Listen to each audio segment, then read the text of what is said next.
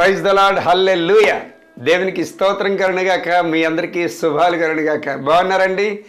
మీరు, మీ పిల్లలు, మీ కుటుంబాలు, మీ రక్త సంబంధులు, ఇరుగువారు, పొరుగువారు ఎల్లప్పుడూ కూడా శాంతి, సమాధాన, సుఖ సంతోషాల, ఆనంద ఐశ్వర్యాల చేత వర్ధిల్లుదురుగాక, దీవించబడుదురుగాక. అపవాది వేసిన కట్లన్నీ కూడా తెగిపోవును గాక, బంధకాలన్నీ కూడా విడిపోవును గాక.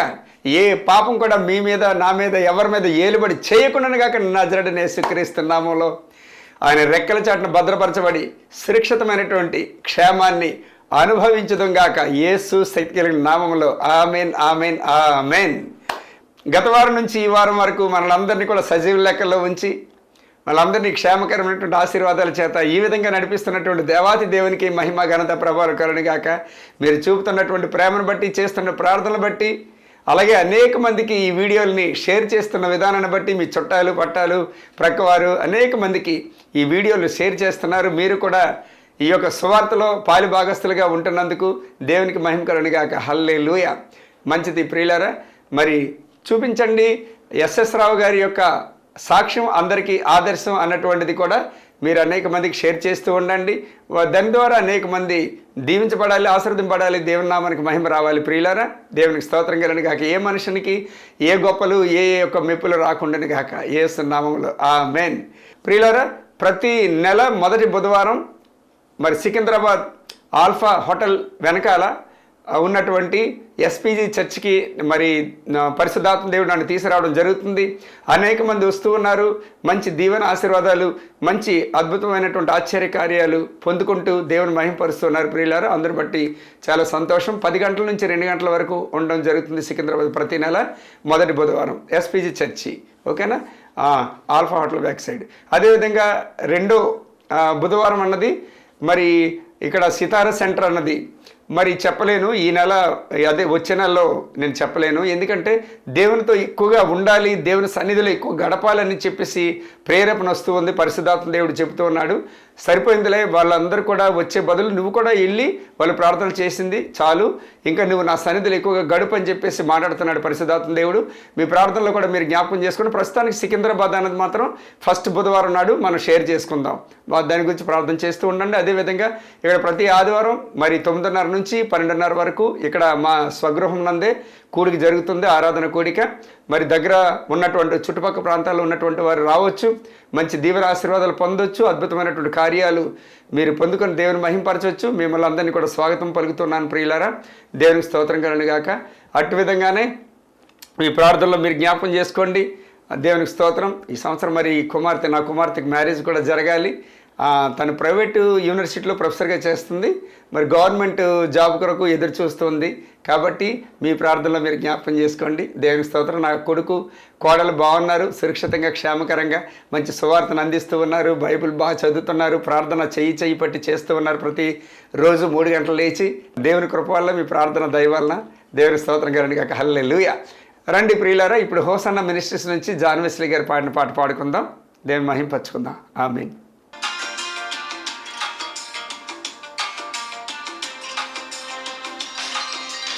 లెమ్ము తేజరిల్లుము అని నన్ను ఉత్తేజపరచిన నా యేసయ్యా. లెమ్ము తేజరిల్లుము అని నన్ను ఉత్తేజపరచిన నా యేసయ్యా. నిన్నే స్మరించుకొనుచు నీ సాక్షిగా ప్రకాశించుచు, రాజాదిరాజు అని, ప్రభువుల ప్రభువని నిన్ను నోళ్ళ ప్రకటించేదా. నిన్నే స్మరించుకొనుచు నీ సాక్షిగా ప్రకాశించుచు, రాజాదిరాజు అని, ప్రభువుల ప్రభువని నిన్ను వేణోళ్ళ ప్రకటించేదా.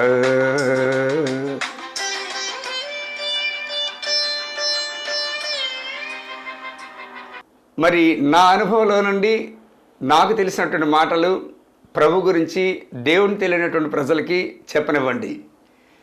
ఎందుకంటే దేవాతి దేవుడు ఈయన దేవుడే కాకుండా సహోదరుని యొక్క ప్రేమ, తల్లిదండ్రుల యొక్క ప్రేమ, అన్నదమ్ముల యొక్క ప్రేమ, బంధువుల యొక్క ప్రేమ, వాళ్ళ ప్రేమ అయినా సరే ఒక నాణ్యతగా ఉంటుందని నేను చెప్పలేను. కానీ వాళ్ళందరి ప్రేమలో కొన్ని కోట్లాది రేట్లు ఎక్కువగా ఉన్నటువంటి ప్రేమ, బ్రతుకుని మార్చే ప్రేమ, జీవితాన్ని సరిదిద్దే ప్రేమ, అందరికీ ఆదర్శవంతంగా చేసినటువంటి ప్రేమ, ఒక సాక్ష్యార్థమై నిలబెట్టుకున్న ప్రేమ, అందరికీ మేలుకరంగా ఉన్నటువంటి ప్రేమ, అలాంటి ప్రేమను చూపించి ఒక మనిషిని ఎలాగా ఆయన మార్చుకున్నాడో ఆయన మాటలోనే మనం విందాం. నేనే గనక యేసుక్రీస్తు నమ్ముకుని ఉండకపోతే గనక నా చేతుల్లో చాలా మంది చచ్చిపోవలసినటువంటి పరిస్థితి ఉండే. నేనే గనక యేసుక్రీస్తు నమ్ముకుని ఉండకపోతే చాలా మంది ఆడపిల్లల జీవితాలు పాడైపోతుండే.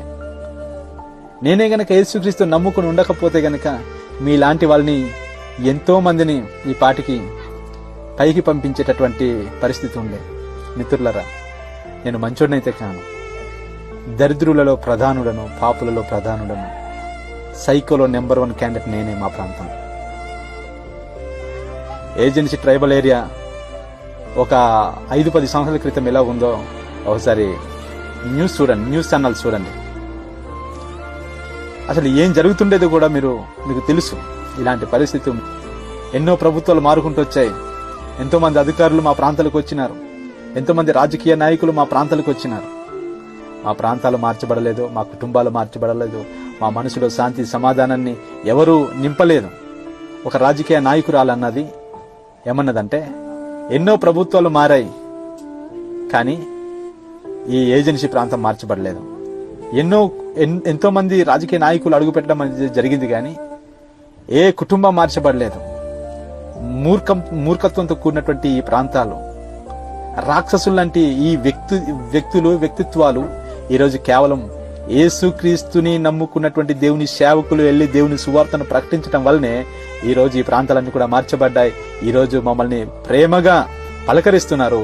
మేము వెళ్ళినప్పుడు చక్కగా మమ్మల్ని అభిమానిస్తూ మాట్లాడుతున్నారు, ప్రేమగా మాట్లాడుతున్నారు, చక్కగా చల్లని మంచినీళ్ళైనా ఇచ్చి మాట్లాడుతున్నారు. కానీ ఒకప్పుడు వాళ్ళ ముందు నిలబడి మాట్లాడడానికి కూడా మాకు ధైర్యం సరిపోయేది కాదు అని చెప్పి దేవుని సేవకులకు అభినందిస్తున్నారు ఈ ప్రాంతంలో ఉన్నటువంటి రాజకీయవేత్తలందరూ అందరూ కూడా. మీరు అంటున్నారు ఏజెన్సీ ప్రాంతం అంతా కూడా పాడి చేస్తున్నారు, ఇదంతా మతం మార్పిడి చేస్తున్నారు అని చెప్పేసి మీరు అంటున్నారు. కానీ వాస్తవానికి మేము మతం మార్పిడి చేయట్లేదండి. మనసు మార్చుకోమని చెప్తున్నా. మనసు మార్చుకుంటేనే తప్ప మతం మారితే ప్రయోజనం అనేది లేదు. యేసుక్రీస్తు సత్య దేవుడు, ఆయన నిజమైనటువంటి దేవుడు, ఆయన ఎప్పటికీ సజీవుడు, ఆయన సజీవులకు దేవుడు, ఆయన మోక్ష మార్గానికి తీసుకెళ్లేటటువంటి దేవుడు. ఈరోజు నువ్వు నమ్మినా నమ్మకపోయినా, నువ్వు ఎన్ని విధాలుగా కామెంట్లు పెట్టినా, ఎన్ని విధాలుగా మమ్మల్ని ఇబ్బంది పెట్టి, మమ్మల్ని కృంగదీసి, మమ్మల్ని వెనకకి లాగేలని ప్రయత్నం నువ్వు చేసినా సరే కానీ యేసుక్రీస్తు నిజమైనటువంటి దేవుడు కనుక యేసుక్రీస్తు నిజమైన దేవుడు అనే మేము ప్రకటిస్తాం. రండి ప్రియులారా, ఇప్పుడు మనం దేవుని యొక్క మాటలు విందాం, వాక్యాన్ని చెప్పుకుందాం. కొరింథీయులకు రాసిన మొదటి పత్రిక 3వ అధ్యాయం 16వ వాక్యం చూడండి ఒకసారి. మీరు దేవుని ఆలయమై ఉన్నారనియు దేవుని ఆత్మ మీలో నివసించుచున్నాడనియు మీరు ఎరుగరా. మీరు దేవుని ఆలయమై ఉన్నారనియు దేవుని ఆత్మ మీలో నివసించుచున్నాడనియు ఆత్మ దేవుడు అనమాట. ఆత్మ అంటే ఫిమేల్ కాదు, ఆత్మ దేవుడు, ఆత్మతో ఉన్నటువంటి వాడు, ఆత్మశక్తి కలిగినటువంటి వాడు, అద్భుతమైనటువంటి కార్యాలు జరిగిస్తున్నటువంటి వాడు, ఆశ్చర్య కార్యాలు జరిగిస్తున్నటువంటి వాడు, ఆత్మస్వరూపుడైనటువంటి వాడు మీలో, నాలో, నీలో, అందరిలో కూడా నివసిస్తున్నాడని చెప్పి వాక్యం సెలవిస్తుంది. ఆయన అందుకనే తన రక్తంతో కడిగి శుద్ధీకరించుకొని ఒక ఆలయంగా ఏర్పాటు చేసుకున్నాడు. ఎందుకంటే తను నివసించుకోవటానికి, నివసించి పరిపాలించటానికి, ఈ లోకాన్ని పరిపాలించడానికి, నీ ద్వారా నా ద్వారా తనకు తానుగా ప్రత్యక్షపరచుకోవడానికి, నీ ద్వారా నా ద్వారా తనకు తానుగా ప్రకాశించుకోవటానికి, వెలిగించటానికి, అనేక మందికి చీకట్లో ఉన్నటువంటి వారికి, అరే నాన్న అది కాదరా దారి, ఇదిరా దారి, అలా చేయకూడదురా, ఇది ఇలా చేస్తే నువ్వు వస్తావురా, ఇలా చేస్తే నీ బ్రతుకు బాగుంటుందిరా, ఇదిరా మాదిరి అని చెప్పేసి మనలో నుండి ఒక మాదిరిని ఇతరులకు కూడా చూపించడానికని ఆయన సిద్ధపడి నిన్ను నన్ను ఒక ఆలయంగా చేసుకున్నాడు, నివసించుకున్నటువంటి ఒక స్థలంగా చేసుకుని ఉన్నాడు. ఆయన ఆత్మదేవుడనిస్ అంటే ఒక అగ్ని, ఆత్మదేవుడనిస్ అంటే ఒక విజ్ఞానం, ఆత్మదేవుడనిస్ అంటే ఒక మంచి, ఆత్మదేవుడనిస్ అంటే ఒక ప్రత్యేకమైనటువంటి వాడు, ప్రత్యేకమైనటువంటి వాడు, ప్రత్యేకమైన శక్తితో కూడుకున్నటువంటి వాడు.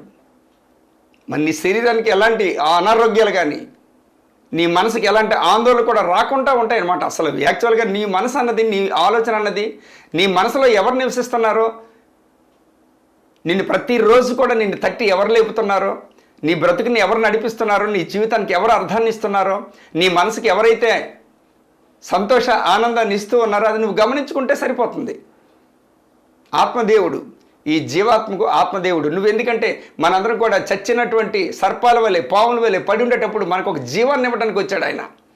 మన పాపాలని, శాపాలు అంతటిని కూడా తీసుకెళ్ళిపోయి శిలువలో వేసేసి, బలి వేసేసి, ఆయనతో పాటు మనల్ని కూడా చంపేసి మళ్ళీ నూతనత్వాన్ని అనుగ్రహించాడు ఆయన. నూతన సృష్టిని సృష్టించుకున్నాడు ఆయన. నూతన బలంతో నింపుకున్నాడు ఆయన. నూతన ప్రభావంతో నింపుకున్నాడు ఆయన. ఇప్పుడు ఆయన నివసించడానికి చోటేది?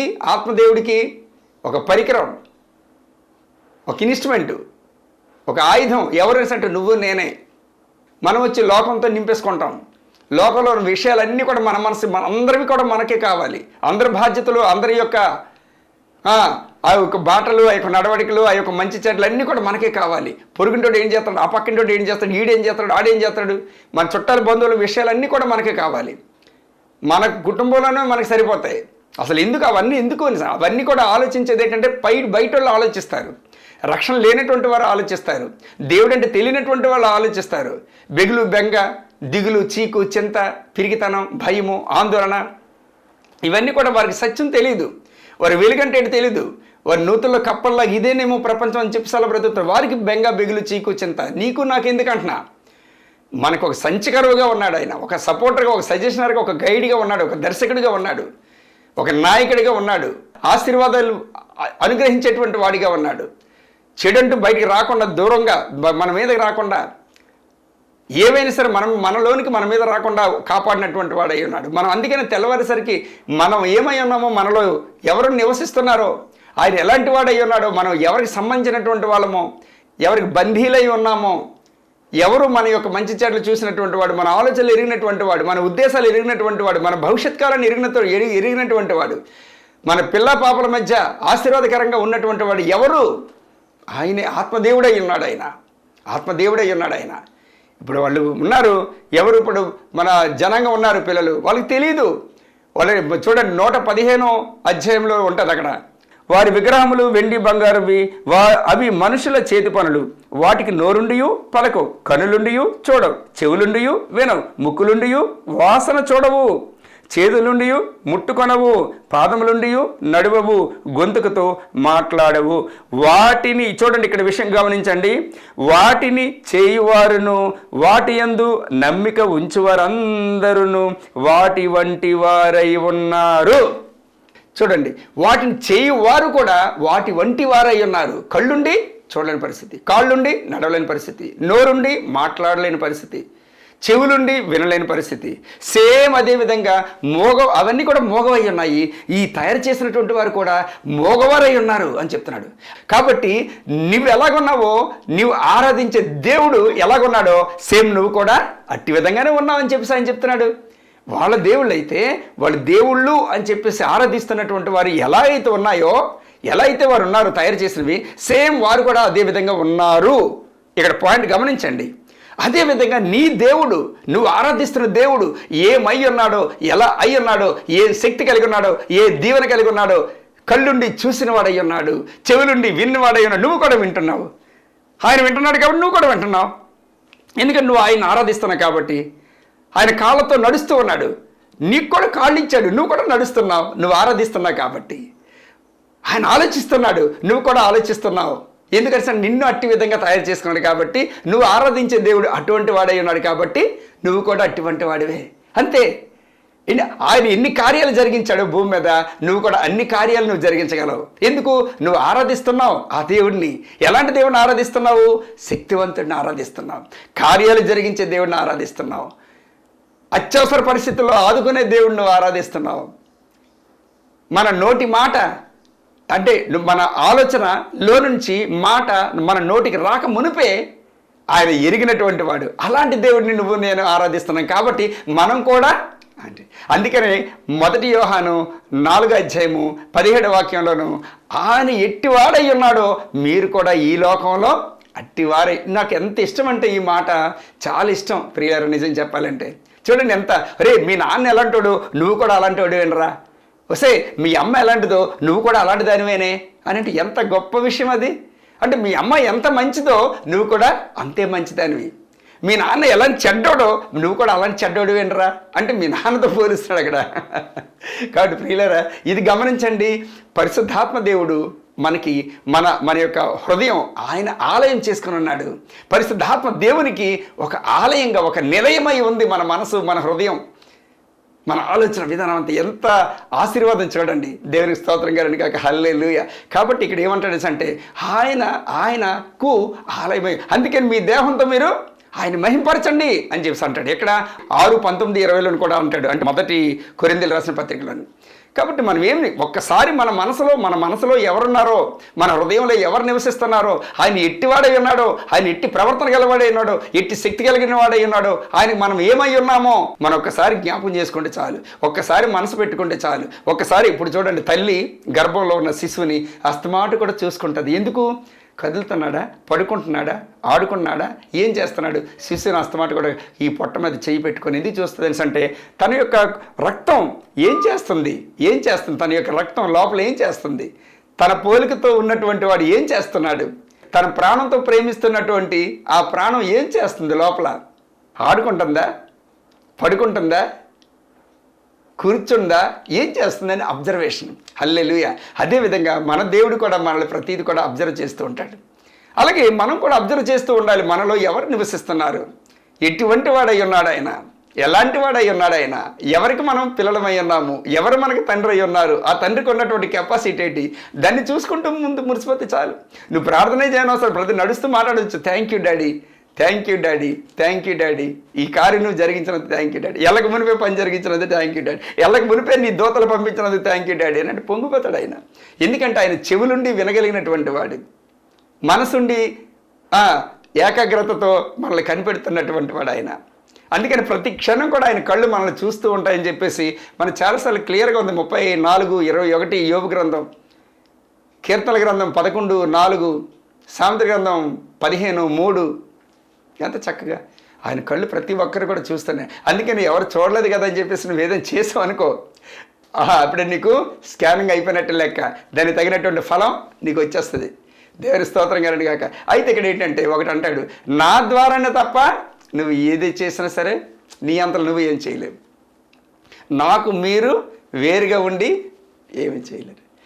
ఎందుకంటే ఈ లోకం చీకటి, ఈ లోకం గుడ్డిది, ఈ లోకం అసూయ, ఈ లోకం ఈర్ష్య, ఈ లోకం మోసంతో కూడుకున్నటువంటిది. కాబట్టి ఈ లోకాన్ని నువ్వు జయించాల్సి అంటే నా సహాయం నా మీద నువ్వు అనుకో, మనసు పెట్టు, నీలో ఎవడన్నారు నువ్వు చూసుకో, కృతజ్ఞత చెల్లించుకో, అయిపోయింది అంతే, ఇంకంతకంటే ఏమి లేదు. అందుకనే గంటల ప్రార్థన అంటే ప్రార్థన అంటే ఇంకేం లేదు. ఆయన వైపు మనం సముఖత చూపిస్తే చాలు, ఆయన వైపు దృష్టి మళ్ళిస్తే చాలు, అంతే, అయిపోయింది. ఎందుకంటే ఆత్మతో ఉన్నటువంటి వాడు, ఇప్పుడు వేసతో కూడుకున్నటువంటి వాడు ఏక శరీరమై ఉన్నాడని చేసి అంటాడు. అలాగే ఆత్మతో నడుస్తున్నటువంటి వాడు ఏకాత్మై ఉన్నాడు అని, ఏకాత్మై ఉన్నాడు. ఆ పరమాత్మ, ఈ జీవాత్మ ఏకాత్మై ఉంది. అది మనం గమనించుకుంటే చాలు. మనల్ని ఎవరు నివసిస్తున్నాడు ఆయన. మన సొంత ఆలోచనలు, సొంత బుద్ధి, సొంత జ్ఞానం, సొంత ఉద్దేశాలు, ఆలోచనల ప్రకారంగా అయితే మాత్రం మనం ఏమీ చేయలేము. అందుకని ఏ పరిచర్య అయినా సరే, ఏదైనా సరే, ప్రతిది కూడా ప్రభు మీదే. తండ్రి ఏంటి సంగతి, ఆయన డ్రెస్ సెలెక్షన్ కూడా చేసి ప్రతి దానికి కూడా ఆహ్వానిస్తే చాలు. మన ఈ షాప్కి వెళ్ళేటప్పుడు ఆహ్వానించండి, ప్రభా నేను ఈ చీర తీయాలనుకుంటున్నాను, ప్రభా ఈ బంగారం కొనుక్కోవాలనుకుంటున్నాను, ప్రభా ఈ అమ్మాయికి ఈ అబ్బాయిని ఇచ్చి చేయాలనుకుంటున్నాను, ఏంటి నీ సంగతి ఏంటి అని, అంతే. ఆయన మన కుటుంబంలో ఒక వ్యక్తి, మన జీవితానికి ఒక భాగస్వామి, మన శాంతికి ఒక భాగస్వామి, మన ఆశీర్వాదాలకు కారణభూతుడైన. అందుకని ఈ భూమి మీదకి వచ్చాడు. ఇప్పుడు మనతో ఉన్నాడు, మనలోనున్నాడు, మన చుట్టూ ఉన్నాడు, మనతో నడుస్తున్నాడు. సెయింట్ ప్యాట్రిక్ అని ఒక దైవజనుడు, ఆయన ఐర్లాండ్ దేశంలో పాము కనిపించింది అంతే, ఆ పామును ఎత్తుపట్టుకొని సర్పమ, ఎందుకంటే ఒక తల్లి లేక కన్నటువంటి కొడుకుని ఈ సర్పం కాటేస్తుంది. పాపం ఏడుస్తూ పాపం నెత్తునూరు కొట్టుకొని ఏడుస్తాడు. ఏమైంది అంటే పాము కరిచేసింది నా కొడుకునని. ప్రార్థన చేస్తాడు. వెంటనే ఆ పాము ఎక్కడ ఇటుపక్క వెళ్ళింది అంటే అటుపక్క వెళ్ళింది. వెంటనే వెళ్ళి ఆ తోకను పట్టుకుంటాడు. ఈ రోజు నుంచి ఈ దేశంలో నువ్వు కనబడకూడదు, యేసు నామములో గెలవ్ అని చేసి చంపేస్తాడు దాన్ని. అప్పటి నుంచి ఒక పాము కూడా కనబడడం మానేసింది. అంటే నీ మాటలో అంత పవర్ ఉంది. నీ మాట ఆయన మాటతో కలుపు, నీ ఉద్దేశాలు ఆయన ఉద్దేశాలతో కలుపు, నీ ఆలోచనలు ఆయన ఆలోచనలతో కలుపు, అప్పుడు బాగుంటుంది. హల్లెలూయా. అందుకే నేను కూడా బట్టల షాప్కి వెళ్ళేటప్పుడు ఏం తీయాలో ఏమి సెలెక్ట్ చేసుకోవాలో నాకు తెలీదు. నాకు చాలా మర్చిపోతుంటాను, నాకు తెలియదు కూడాను. పరిశుద్ధాత్మ దేవా ఎలా సెలెక్ట్ చేయి, నాకు మంచి డ్రెస్ సెలెక్ట్ చేయవా అని అంటే చేస్తాడు ఆయన. అలాగే చెప్పులు కొనుక్కోవడానికి వెళ్ళేటప్పుడు, షూస్ కొనుక్కోవడానికి వెళ్ళేటప్పుడు నాకు మంచి సెలెక్ట్ చేయవా హోలీ పరిశుద్ధాత్మ దేవా అని అంటే ఆయన సెలెక్ట్ చేస్తాడు. అలాగే ప్రభువా ఇంటికి వెళ్ళేసరికి సురక్షితంగా క్షేమకరంగా అందరూ కూడా మంచి వాతావరణం ఉండాల్సి అంటే క్షేమకరమైన వాతావరణం ఉంచుతాడు. ప్రభువా ఇప్పుడు నేను ట్రైన్కి వెళ్తున్నాను, హాయిగా నా ప్రయాణం అంతా కూడా క్షేమకరంగా జరగాలి, మంచి బెర్త్ క్షేమంగా జరగాల్సి అంటే చాలు, అంతే. ఇప్పుడండి ప్రతిసారి కూడా క్యాంపులు వెళ్ళాల్సి వస్తుంది, రిజర్వేషన్లు అప్పటికప్పుడు అయిపోవు కదా. అందుకని సూపర్ ఫాస్ట్ టికెట్ తీసుకుంటాను. సూపర్ ఫాస్ట్ టికెట్ తీసుకొని జైలు పెట్టుకుంటాను. అది ఏ ట్రైన్ అయినా సరే ఎక్కొచ్చు. అది సూపర్ ఫాస్ట్ అంటే ఏ ట్రైన్కైనా సరే ఎలిజిబుల్ అది. కానీ నీకు AC, third AC, second AC, first AC కావాలి అంటే నువ్వు టీటీని కలిస్తే చాలు, పలానా బెర్త్ దగ్గర ఉందండి, వెళ్ళి కూర్చోండి, నేను వస్తాను. అప్పుడు మన దగ్గర ఉన్నటువంటి టికెట్ని మైనస్ చేసేస్తాడు, మిగతాది రుసుము అన్నది రిసిట్ రాస్తాడు, అంతే, ఇచ్చేస్తాడు, ఫినిష్. ఎందుకు? పరిశుద్ధాత్మ దేవుని యొక్క సహాయ సహకారాలు ఎప్పుడు కూడా అలాగే ఉంటాయి. నేను ఏ ప్రయాణం చేసినా సరే ఎప్పుడు కూడా మరి లేకపోతే ఇరుకిరుగు కానీ, లేకపోతే చెమటలు ఎక్కిపోయి కానీ, లేకపోతే సీట్ లేకుండా కానీ ఎప్పుడు జరగదు. ఎందుకంటే హోలీ స్పిరిట్ నాకు హెల్పర్గా ఉంటాడు, ఆయన సహాయకారుడు, ఆయన సురక్షితంగా తీసుకెళ్తాడు. ప్రభా ఇప్పుడు స్టేజ్ మీదకి వెళ్తున్నాను, నేను ఏది ప్రిపేర్ అవ్వను కూడాను. నేను ఇక్కడికి వచ్చేటప్పుడు కూడా మీ కెమెరా ముందుకి మన టీవీలో చెప్పేటప్పుడు కూడా నేను ఏది ప్రిపేర్ అవ్వను. ఆయన మాట్లాడుతుంటాడు, ఆయన చూపిస్తుంటాడు. ఎందుకు అంటే నీ ప్రజలు ప్రభువా, నీ పిల్లలయ్యా, ఎవరెవరు ఏ బాధలతో ఉన్నారో, ఏ బాధలతో ఉన్నారు, ఏ స్వాదలతో ఉన్నారు, ఏ వేదనతో ఉన్నారు ప్రభువా, నాకేం తెలుసు? నువ్వైతే కడుపు నిండా పెడతావు ప్రభువా, నువ్వైతే గుండె నిండా నిబ్రం కలిగించే మాటలు చెప్తావయ్యా, మనసు నిండా గొప్ప శక్తినిచ్చే మాటలు చెప్తావయ్యా. నువ్వు తీసుకో ప్రభువా, నా నోటిని వాడుకో ప్రభువా. ఏది నా సొంత జ్ఞానం, సొంత ఉద్దేశాలు వద్దు ప్రభువా. నీ పిల్లలు తెలియక ఎంతో అజ్ఞానంలో నశించిపోతున్నారయ్యా. అపవాదిగాడు సేవకుల్ని గుప్పెట్లో పెట్టేసుకుంటున్నాడయ్యా. ఆ సంఘాలన్నింటినీ కూడా ఆటాడుకుంటున్నాడు ప్రభువా. ఎదుగుదల లేదు, బుదుగుదల లేదు, ఒక సుఖం లేదు, ఒక శాంతి లేదు, నెమ్మది లేదు, సురక్షితమైన జీవితం లేదు ప్రభువా అని చెప్పానంటే, ఓకే నాన్న నేను మాట్లాడతానులే అని అంటాడు ఆయన. దేవుని స్తోత్రం కలుగుగాక. హల్లెలూయా. ఇలాంటి దేవుడిని ఎక్కడ మనం ఈ ప్రపంచంలో ఎక్కడికి వెళ్ళినా సరే రోషం కలిగినటువంటి మాటలు, పౌరుషంతో కూడుకున్నటువంటి మాటలు, ప్రసంగాలు బయట, నేను టీవీ ముందు ఇలా చెప్తున్నాను కానీ బయటకు వెళ్ళిన తర్వాత నన్ను ఎవడు పట్టుకోలేడు. ఇంకా ఫైర్ అని అంటే అనమాట, ఫైర్తో కూడుకున్న కబర్దాలు అనేటట్టు మేసమ చేయలేకపోద్దాం, ఫినిష్. అది పబ్లిక్ మీటింగ్లోనే. ఎందుకంటే అంతే హోలీ స్పిరిట్. పరమాత్ముడు మాట్లాడితే దురాత్ముడు ఏం చేయగలడండి చెప్పండి? యేసు నామములో ఆమేన్. జయం కలుగునుగాక, మహిమ కలుగునుగాక, దేవుని స్తోత్రం కలుగునుగాక. నా ధ్యాస ఏంటంటే పరిశుద్ధాత్మ దేవుడు నాలో ఉన్నటువంటి దేవాదేవుడు మొత్తం అంతా కూడా అలుముకును గాక, ప్రతి ఒక్కరిలో ఉన్నటువంటి చీకటి అంతా కూడా తీసేసి వెలుగుతో నిండిపోవును గాక, మనోనేత్రాలు తెరవబడును గాక, హృదయాలు తెరవబడును గాక, గొప్ప వెలుగుతో వారు ప్రకాశించుదురు గాక యేసు నామములో అని చెప్పి. ఇదే నా బాధ. ఎక్కడికి వెళ్ళి సువార్త ఈ శుభవార్త మనం అందరం షేర్ చేసుకోవాలి. మన ప్రభు మంచి దేవుడు, ప్రభు గొప్ప దేవుడు, ప్రభు విలువైన దేవుడు, నిజమైన దేవుడు, శక్తివంతుడు, సామర్థ్యం కలిగినటువంటి వాడు, ఆయన సృష్టికి ఆది సంభూతుడైనటువంటి వాడు. ఇది మరి ప్రజలకు తెలియజేయాలి. వారి మనోనేత్రాలు వెలిగింపబడాలి, వారి కీడులోంచి రక్షింపబడాలి, వారి చీకటిలోంచి వెలుగులోకి రావాలి, జ్ఞానంలోకి రావాలి అన్నటువంటి ఈ పౌరుషం, ఈ రోషం కలిగినటువంటి మనసు ఎప్పుడు కూడా లోపల నుంచి అగ్గి రగుడుతూ ఉంటుంది. ప్రియులారా, దేవుని స్తోత్రం కలుగునుగాక. హల్లెలూయా.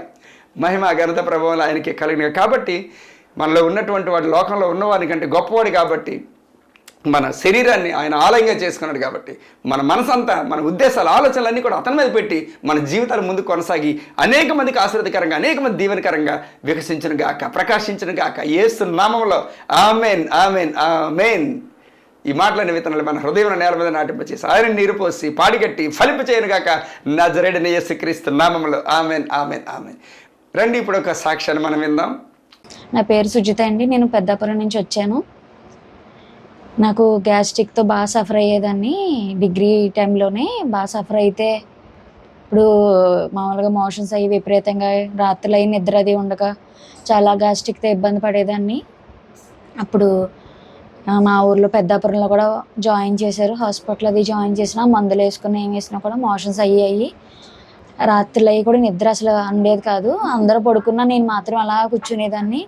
ఎస్ఎస్ రావు గారు పాస్టర్ గారు ఎప్పుడైతే మొన్న భీమవరం వస్తే నేను అక్కడికి వెళ్ళి ప్రార్థన ఎప్పుడైతే చేయించుకున్నా అప్పటి నుంచి ఇంత గ్యాస్ట్రిక్ అనేది లేదు, ఒంట్లో బలహీనత లేదు, ఏమీ లేదు.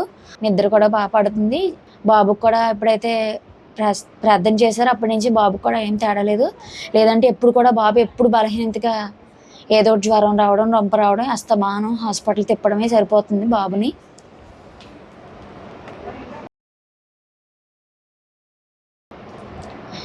బాబుని ఎప్పుడు బలహీనంగా అస్తమానం హాస్పిటల్ తీసుకెళ్ళడమే సరిపోయేది. ఎప్పుడైతే ప్రార్థన చేశారో అప్పటి నుంచి ఏమీ లేదు.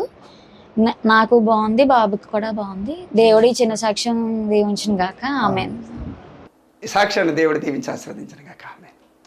రండి ప్రియులారా, మరి ఈ యొక్క దీన్ని సుచరిత అన్నటువంటి ఆమె సమర్పణ జరిగింది ఈ యొక్క కార్యక్రమానికి. మరి వారి తండ్రి గారికి, వారి యొక్క తమ్ముడు గారికి మంచి ఆరోగ్యాలు అనుగ్రహించను గాక. ఆ కుమార్తె పడుతున్న ప్రయాసం ఇంతంత కాదు, తన తల్లిగారు ఆ కుమార్తె చాలా గొప్ప ప్రయాసపడుతుంటారు ఇంట్లో. నిజంగా వారికి శుభం కలుగును గాక, విడుదల కలుగును గాక, శాంతి సమకూర్చబడును గాక, సురక్షితమైనటువంటి ఆరోగ్యం కలుగును గాక నజరేయుడైన యేసుక్రీస్తు నామములో. ఆ ఇంట్లో మొత్తం చీకటంతా కూడా పటాపంచలైపోవును గాక యేసు నామములో. గొప్ప వెలుగుతో గృహం అంతా నిండిపోవును గాక యేసు నామములో. అంతేవిధంగా తండ్రి 7 సంవత్సరాలు పూర్తి చేసుకొని 8వ సంవత్సరాలకు అడుగుపెట్టినటువంటి తరుణం మన యొక్క బర్నింగ్ ఫైర్ మినిస్ట్రీ ప్రతి శనివారం సాయంత్రం 6:30 గంటల ప్రసారం అవుతున్నటువంటి ఆరాధన టీవీ ఛానల్లో మరి గొప్ప విషయం ఇది, గొప్ప విశేషం. దేవాతి దేవుడు మరి 7 సంవత్సరాలు పూర్తి చేయించి 8వ సంవత్సరాలకు అడుగు పెట్టించాడు. ఆయనకి సమస్త మహిమ ఘనత ప్రభావాలు కలుగును గాక. ఎంతమంది అయితే ప్రభువా ఇదిగో నాయన నీ పిల్లలందరినీ కూడా ప్రేమించారు తండ్రి, ఎంతో మంది ద్వారా తండ్రి ప్రభు ఈ కార్యక్రమాన్ని మీరు నడిపించారు. అనేక మందికి ఆశీర్వదకరంగా, దీవెనకరంగా, నీకు మహిమకరంగా ఈ మాటలు మీరే ఆడి హృదయాలు తెరిచి, మనోనేతరాలు వెలిగించి, జీవితాలు బాగు చేసి, ఆత్మీయ స్థితి లోతుల్లోకి నడిపించి, విశ్వాసమైనటువంటి ఆశీర్వాదాలు అనేక మందికి మీరు అనుగ్రహించిన విధానాన్ని బట్టి నేను మిమ్మల్ని స్తుతిస్తూ గణపరుస్తూ మహింపరుస్తున్నాను రాజా. మీకు వందనాలు దేవా. మరి ఈ యొక్క కార్యక్రమాన్ని ఎంతమంది అయితే చూస్తూ ఉన్నారో, ఎంతమంది అయితే ఆశ కలిగిన ఆయన ఆ యొక్క జల తైలాలు 2 పట్టుకుని ఉన్నారో, ఆ రెండింటి కూడా నేను దీవిస్తున్నాను, ఆశీర్వదిస్తున్నాను ప్రభా. అవి నా తండ్రి ప్రభా పరలోకపు అగ్ని జ్వాలలతో నిండిపోవునుగా కేస్తున్నాడు. స్వస్థత కలిగినటువంటి గొప్ప ఆశీర్వదకరమైనటువంటి దీవెనలతో నిండిపోవునుగా జల తైలాలు 2 కూడా నా దేవా తండ్రి. ఎవరు త్రాగినా, ఎక్కడ జల్లినా, ఎక్కడ ప్రోక్షించినా వారికి ఉన్నటువంటి శారీరక రుగ్మతలు, ఆత్మీయ రుగ్మతలు, మానసిక రుగ్మతలు, ఆత్మీయ రుగ్మతలు అన్ని కూడా, ఆర్థిక అన్ని కూడా పడపంచలైపోవునుగా కేస్తున్నాములో. మహిం పొందుకొని రాజా యేసయ్య పుణ్యనామాన్ని బట్టి స్తుతిస్తూ వినయపూర్వకంగా అడిగి వేడుకొని పొందుకొని ఉన్నాం తండ్రి. Amen, amen, amen. తండ్రి కుమార పరిస్థితి అంతర్యాగ దీవెనలు మనకి, మన పిల్లలకు, మన కుటుంబాలకు, మన రక్త సంబంధాలకు ఎల్లప్పుడూ కూడా శాంతి, సమాధాన, ఆనంద, ఆరోగ్య ఆశీర్వాదాల చేత దీవించబడుతూ మన కుటుంబంలోనే మన దేవుడు మనకి అద్భుతమైనటువంటి కార్యాలు జరిగిస్తూ ఆయన నామానికి మహిమ ఘనత ప్రభావాలు పొందుకును గాక. Amen, amen, amen. Praise the lord. Hallelujah. దేవుడు మనలందరినీ కూడా దీవించి ఆశీర్వదించును గాక.